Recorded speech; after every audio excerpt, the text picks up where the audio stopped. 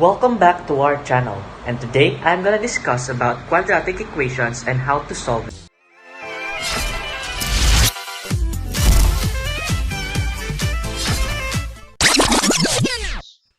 What are quadratic equations?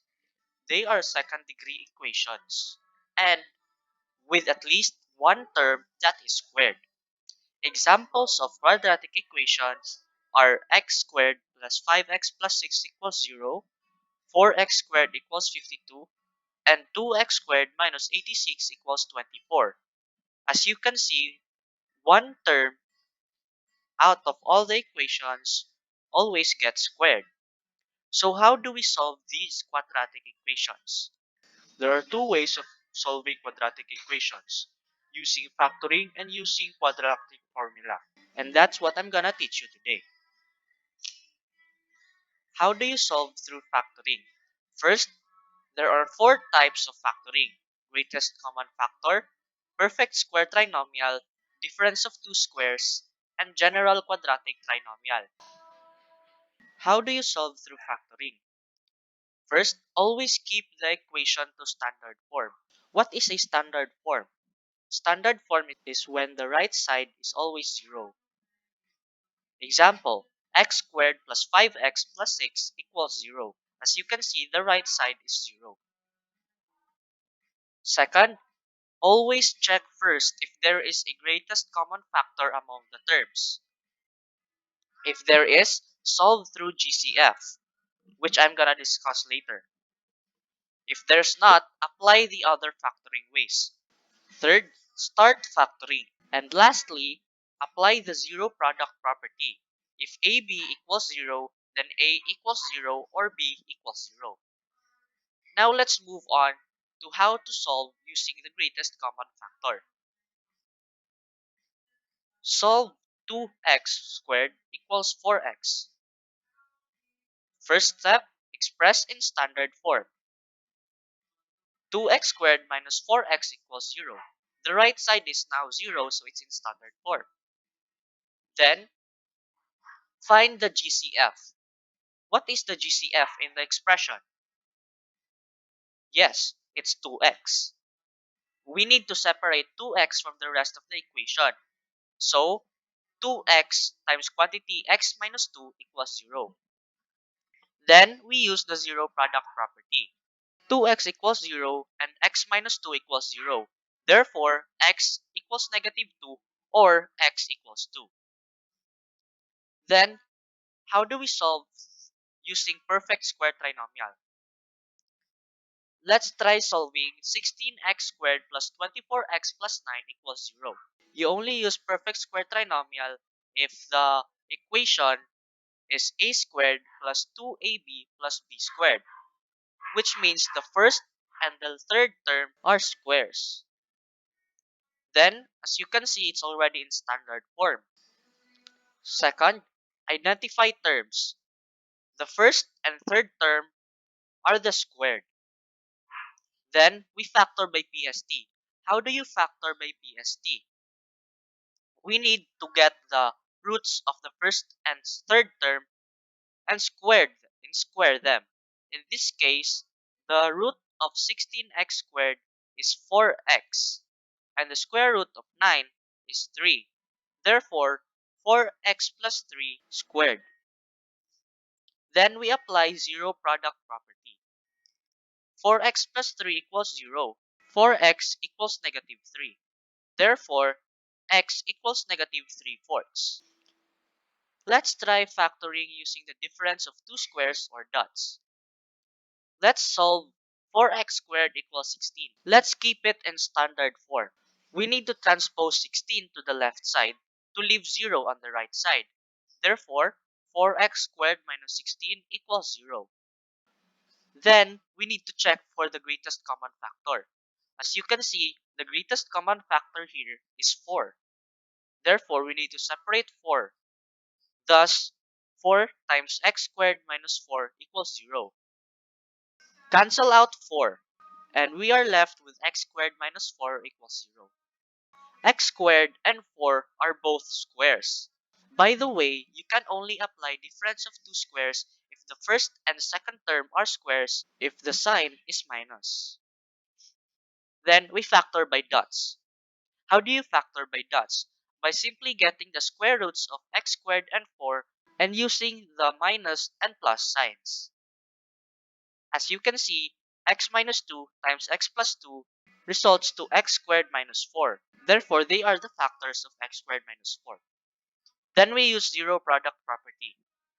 X minus 2 equals 0 and x plus 2 equals 0. Therefore, x equals 2 or x equals negative 2. Now let's try solving using general quadratic trinomial or GQT. Let's solve x squared minus 5x plus 6 equals 0. It is already in standard form, and there is no greatest common factor among the terms. Also, the given equations isn't applicable to the other factoring techniques. Therefore, let's solve using GQT or trial and error. How do you solve using trial and error? Let's find possible factors of the third term. In this case, the third term is 6. There are 4 possible factors of 6, 1 and 6, and 2 and 3. But what are we gonna use? The two factors must result to 6, and when added, must yield negative 5, or the second term. Then, let's factor. What are the two factors that results to 6, and when added results to negative 5? Yes, it's negative 2 and negative 3. Therefore, x minus 2 times x minus 3 equals 0. Now, let's use zero product property. X minus 2 equals 0 and x minus 3 equals 0. Therefore, x equals 2 or x equals 3. If all the other factoring techniques won't work in the equation, let's use the quadratic formula. X equals negative b plus minus square root of b squared minus 4ac all over 2a. The discriminant which you use to identify the distinct real roots or the real root is the ones under the radical sign or the radicands. There are 3 types of roots. If the discriminant is greater than 0, then we call that the two distinct real roots. If the discriminant is equal to 0, we call that the one real root or two real roots. Then, if the discriminant is less than 0 or negative, then we call that the two distinct non-real roots. Let's try solving using quadratic formula.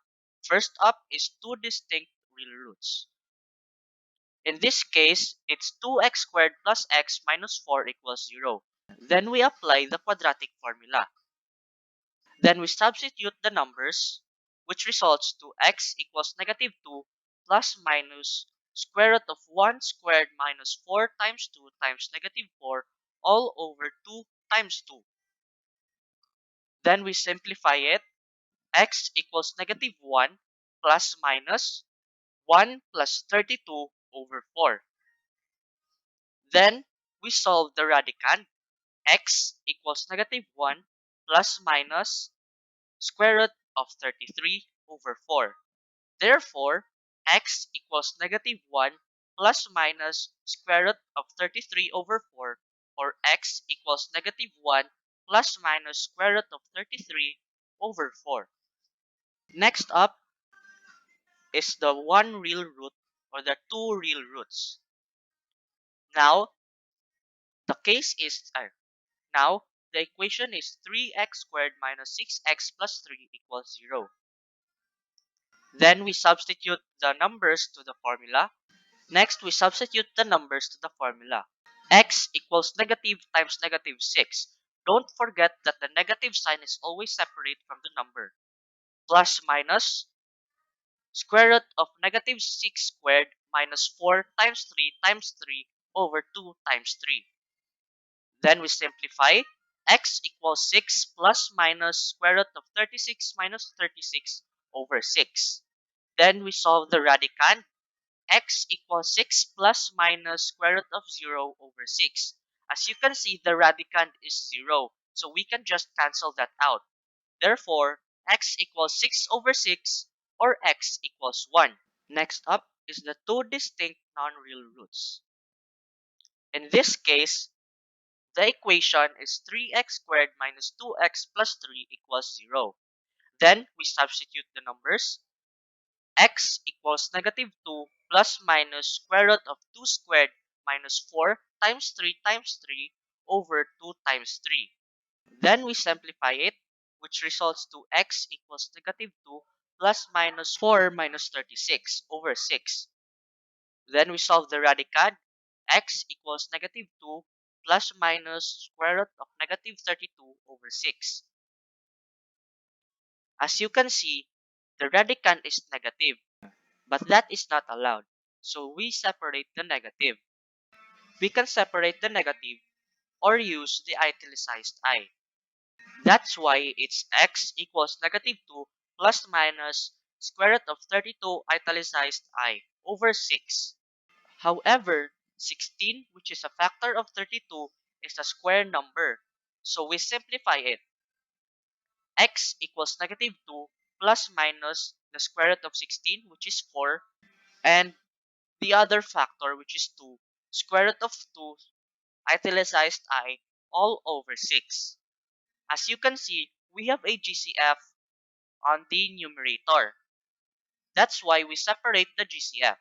X equals 2 times negative 1 plus minus 2 square root of 2 italicized I all over 6.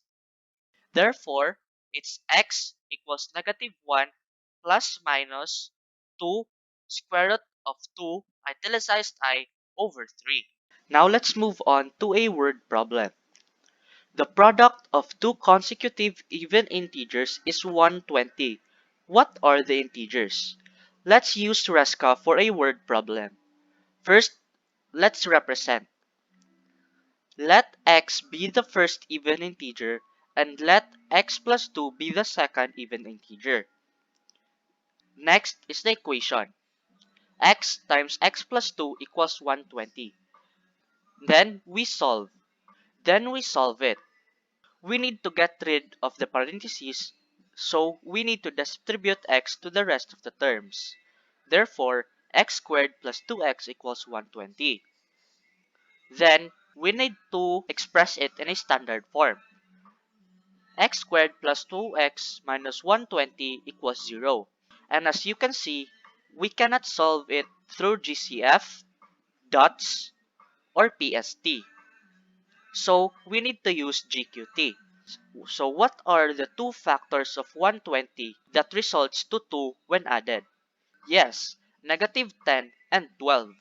Negative 10 plus 12 is 2, and negative 12 times 10 is 120.